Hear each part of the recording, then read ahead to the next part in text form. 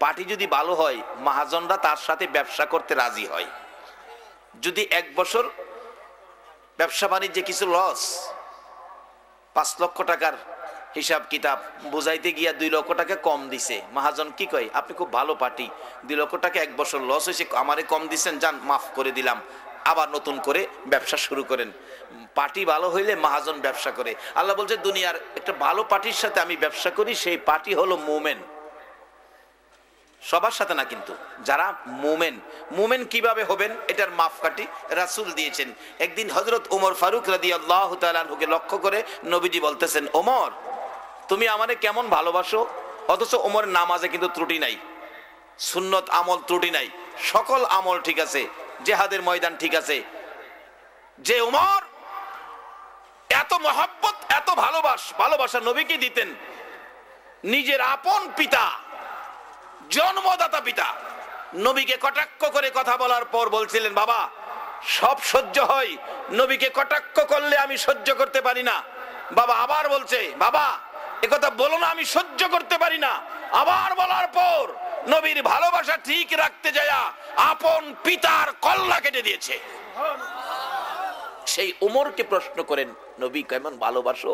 ওমর বলেন, হুজুর বলেন কি, দুনিয়ার সব চাইতে তো আপনাকে বেশি ভালোবাসি, আমার বিবি বাচ্চার চাইতে, ধন সম্পদের চাইতে আপনাকে বেশি ভালোবাসি। রাসূল বলেন, ওমর তুমি এখনো মুমিন হও নাই, কেমন ভালোবাসো সত্য করে বলো। ওমর বলেন, হুজুর এখনো মুমিন হই নাই, তাহলে আমার ছেলে মেয়ে, বিবি বাচ্চা, ধন সম্পদ, টাকা পয়সা, বাড়ি ঘর যা আছে সব চাইতে আপনাকে বেশি ভালোবাসি। রাসূল বলেন, এখনো মুমিন হও নাই। ওমর বলেন, হুজুর ছেলে মেয়ে, বিবি বাচ্চা, বাড়ি ঘর, ধন সম্পদ, টাকা পয়সা, এমন কি আমি ওমরের জানের চাইতেও আপনাকে বেশি ভালোবাসি। রাসূল বলেন, এইবার তুমি মুমিন হয়েছে। এই ভালোবাসার ব্যক্তিত্বের সাথে আমার আল্লাহ ব্যবসা করে। ব্যবসা করবেন, দেখেন না কত সহজ। ব্যবসায় রাজি হয়েছেন, একটা মহিলা লাভবান হয়েছে। যে মহিলার জীবনীতে পাওয়া যায়, হযরত জাবের রাদিয়াল্লাহু তাআলা আনহুর বিবি, উনি বারবার বলতেন, স্বামী গো, নবীকে যদি একদিন দাওয়াত করে আমার বাড়িতে আনতেন, নবীজিকে একদিন খানা খাওয়াইতাম, নবীজিকে মন ভরে দেখতাম, যে নবীর চেহারা স্বপ্ন যুগেও যদি কেউ মহব্বতের সহিত দেখে, তাহলে জাহান্নামের আগুন জানি কি হয়। আজকের এই কষ্টের বিনিময় একটা দরখাস্ত আপনাদেরকে নিয়ে করব, অল্প সময় দোয়া করে দিব। একটা দরখাস্ত করব, আজকের এই শীতের কষ্টের বিনিময় আল্লাহ আমাদেরকে অন্য কিছু দেখ বা না দেখ, দয়ার নবীর স্বপ্নের দিদারটুকুন যেন আল্লাহ আমাদেরকে নসিব করে দেয়। কারণ আমরা নবীর বাড়ির মেহমান, মাদ্রাসা নবীর ঘর। আল্লাহ যেন আমাদেরকে নবীজির স্বপ্নের দিদারটা নসিব করে দেয়, এই দরখাস্তটাই করব। কিন্তু এই ব্যবসাটাই তো করেন আপনাদের সাথে আমার আল্লাহ কোরআন শরীফে ঘোষণা দিয়েছেন, মুমিনের সাথে ব্যবসা করে মুমিনের জান মাল আল্লাহ পাক খরিদ করে জান্নাতের বিনিময়। আজকে যারা এই রাত্রে কষ্ট করে বসে আছেন, এটা তো আপনাদের জান। শারীরিকভাবে যারা কষ্ট করতেছেন, এটা আল্লাহ পাক আপনাদেরকে কিনে আনছে, এমনি আসেন নাই। যারা কিছু টাকা পয়সা দিচ্ছেন দেখছি, এখনো দিতেছে, আমি কিন্তু টাকা টুকা চাই নাই, এই এখনো দিতেছে। একজনে 10 টাকা দিচ্ছে, একজনে 100, এখানে আরো একজনে 50 টাকা, আরো 5 টাকা দেখা যায় না, 1000 টাকা। দেখছেন, এগুলি হইল মাল। এরকম জান মাল আল্লাহ ইচ্ছা করে কবুল করলে দিতে পারবেন। যারা কবুল করেছে, যাদেরকে তারাই আসছেন, তাদের টাকাই এখানে দিছেন। আল্লাহ বলেন, এগুলি আমি এমনি নেই নাই, খালি খালি নেই নাই, এর বিনিময় আমি তোমাদেরকে আমার জান্নাতটা দিয়ে দিলাম। কোরআন শরীফ আলেম ওলামার আছে, জিগেন। শুধু জান্নাত না, আরো কি দিবেন বাস্তবে আসুন। যদি ব্যবসায়ী পুঁজি খাটাইতে পারেন, পুঁজিটা হবে নবীর ভালোবাসা। জাবের বিবি বলেন, স্বামী যদি দাওয়াত করে আনতেন, নবীজিকে মন ভরে দেখতাম। দাওয়াত দিলেন, জাবের গরিব মানুষ, কিতাব লেখে গরিব মানুষ। জাবের দাওয়াত করলেন, নবী গো আমার বাড়িতে একদিন যাবেন 4টা খানা খাইতে। রাসূল বলেন, যাও, কালকে যাব দুপুরে। বাড়িতে একে, বিবি তোর কপাল খুলছে, রাসূল তো দাও, কিন্তু তার চাকরি ছিল পুলিশ। নবীর সাথে কত সম্পর্ক দেখেন। আরেকজন সাধারণ ব্যক্তি আপনাদের মতো, নবীর আশেক, সেই নবীর সাথে সম্পর্ক, নবীর ভালোবাসা বেশি, কিন্তু তার প্যারালাইসিস রোগ, এই যে অর্ধঙ্গ যাকে বলে প্যারালাইসিস, এক হাত এক পাও অবশ, উঠতে পারে না, রোগ হয়ে গেছে। বিছানায় শুয়া শুয়া সেই কান্ত, আর বেশি বেশি করে দুরূদ শরীফ পড়তো। তার আমলটা ছিল দুরূদ শরীফ। একদিন নবীজি আসতেছে, দুরূদ পড়নেওয়ালা তার ভালোবাসায় তার সাথে দেখা করতে রাস্তা দিয়ে হাইটা যাইতেছে। ওই পুলিশটা যে থানায় চাকরি করত, ওই থানার পুলিশ সেন্টি রাত্রে তার ডিউটি, থানার সামনে বসে রয়েছে একা একা।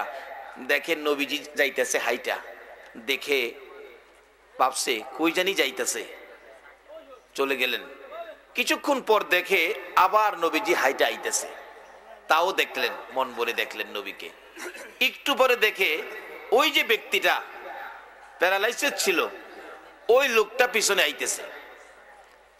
নবীজির দুরূদ পড়তেছিল প্যারালাইসিস অবস্থায়। নবীর আশেক রাত্রে ঘুমায় না, শুধু নবীর দুরূদ পড়ে। নবীজি আয়েশা তার ঘরে সরাসরি হাজির হয়ে গেছে। কিরে পাগল, অসুস্থতা হইয়া আমার দুরূদের পাগল হয়ে গেলি?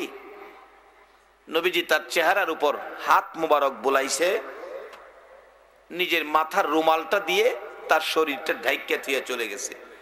ওই আশেক বলেন, আমি ঘুম থেকে উঠে দেখি নবীজির রুমাল মুবারক আমার গায়ে, আমি পুরাপুরি সুস্থ হয়ে গেছি। আপনিও পারবেন নবীকে একদিন বাড়িতে আনতে, দাওয়াত ছাড়াই পারবেন, যদি নবীকে ভালোবেসে বেশি বেশি করে দুরূদের আমল করেন।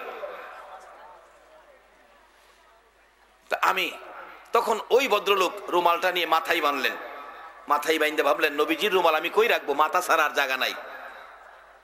রাত্রেই বাইরেছে, কাউরে কয় নাই যে নবী আমার শারীরিক এই অসুস্থতা দূর করে দিয়ে গেলেন, এ হাত পাও দিয়ে মদিনায় না গিয়ে কোনো কাজ আমি সংসারে করব না। রওনা হয়েছে, মদিনায় যাব, রাত্রেই বাইরে গেছে। হাঁটতে হাঁটতে থানার সামনে গেলে, গভীর রাত্রে তো, পুলিশ ডাকছে, এই দাঁড়াও, এত রাত্রে তুমি কই যাও? আমি কারো কথা শুনবো না, এদিকে আসো। না না, রাস্তার বাইরে যাবো না, আমি প্রতিজ্ঞা করেছি। তুমি কি আইন মানো? ওই আশেক কাঁদতেছে, পুলিশ আইন মানি, কিন্তু আমি এমন এক আইনের সাথে প্রতিজ্ঞা করেছি, পৃথিবীর সকল আইন অমান্য করতে পারি, এই আইন আমি অমান্য করতে পারি না। পুলিশ নিজেই আগায় গেলেন, কি ব্যাপার? দেখো, না বলে পারছি না, আমি অসুস্থ ছিলাম, প্যারালাইসিস। নবীর দুরূদ পড়তে পড়তে আজকে রাত্রে নবীজি আমার এই রুমালটা আমার শরীরে হাত বোলাইলে আমার রোগ ভালো হয়েছে, রুমালটা দিয়ে গেছে। রুমাল মাথায় রাইখা প্রতিজ্ঞা করছি যে হাত পাও রাসূলের উসিলায় ভালো হয়েছে, নবী ভালো করে দিয়েছেন। এই নবীর সাথে মদিনায় যায় দেখা না করা পর্যন্ত এই হাত পাও দিয়ে আমার দুনিয়াবি কোনো কাজ করব না, মদিনার রাস্তার বাইরে একটা কাজ কোথাও দিব না। পুলিশ বলতেছেন, এ পাগল, তাহলে কিছুক্ষণ আগে যে নবীজি আসছিল, তাহলে কি তোমার বাড়িতে গেছিল? তাহলে বোঝা গেল পুলিশের জীবনীও ধন্য। কিছুক্ষণ আগে যে নবীজি আসছিল, তোমার বাড়িতে গেছিল। ওই আশেক পুলিশের দিকে তাকিয়ে রইছে, তাহলে কি আপনি নবীকে দেখছেন? কই না, দেখলে কইতাছি। কেমন আশেক? ওই ব্যক্তি বলতেছেন, আপনি নবীকে দেখলেন? আমি তো ঘুমন্ত অবস্থায় ছিলাম। পুলিশ এবার বলে, তুমি কি মদিনা যাবে? আরে হাইটা যাবে কেমনে? হাইটা যায় মদিনায় কুলাই তারবি? মদিনা যাইবি? তুই যাইবি? হ্যাঁ, বসো। চোখ বন্ধ করো। বন্ধ করছে। পুলিশ আঙ্গুলে ইশারা করছে, মদিনা জানে সে তো যাও। ওই ভদ্রলোক বলেন, আমি চোখ খুলে দেখি সোনার মদিনায় পৌঁছে গেছি। এই ব্যবস্থা এখনো চালু আছে, কিন্তু দেহটাকে পবিত্র করো, দেহটাকে পরিষ্কার করো। আমাদের দেশে নির্বাচন আইলেই স্লোগান হয়, ইমুক ভাইয়ের চরিত্র ফুলের মতো পবিত্র। কিন্তু কোরআন হাদিসের এক্সরে করে দেখেন, ভিতরে রোগে ভরে রয়েছে। হ্যাঁ, বলে ফুলের মতো পবিত্র। কোরআন হাদিসের এক্সরে করো, দেহ পরিষ্কার করো।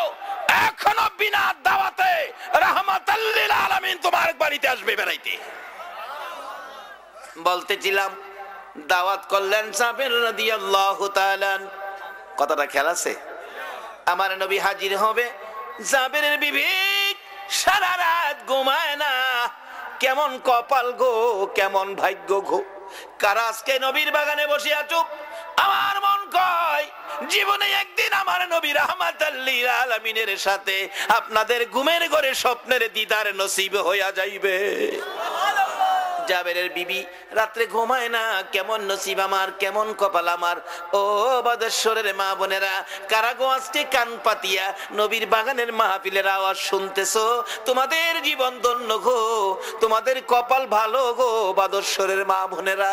এবার জাবেরের বিবি সকাল হয়ে গেলে নামাজ পড়ে অপেক্ষায় আছেন, নবীর জন্য রান্না বাড়া করবেন। জাবের বকরি জব করে দিলেন, ও বিবি গোশত রান্না করো, রুটি বানাও, আমার নবীকে আমি না আনার জন্য যাচ্ছি। নবীজি আনতে গেলেন, জাবের বিবি রান্না করে গেলেন রান্না করার জন্য। এইদিকে জাবেরের দুইটা ছোট্ট ছোট্ট ছেলে ছিলেন। এক ভাই আরেক ভাইকে বলে,